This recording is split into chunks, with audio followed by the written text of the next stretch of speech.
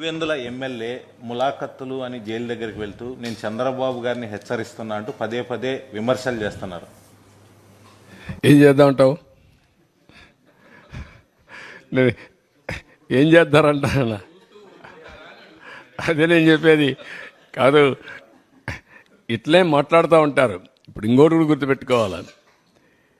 రాజకీయ ముసుగులో కరుడుగట్టిన నేరస్తులు వచ్చి రాష్ట్రాన్ని లూటీ చేసి ఆ లూటీ చేసిన డబ్బులతో ఎక్కడికక్కడ బ్రైవింగ్ ఇచ్చేసి వ్యవస్థలకే ఒక ఛాలెంజ్గా తయారైపోయారు.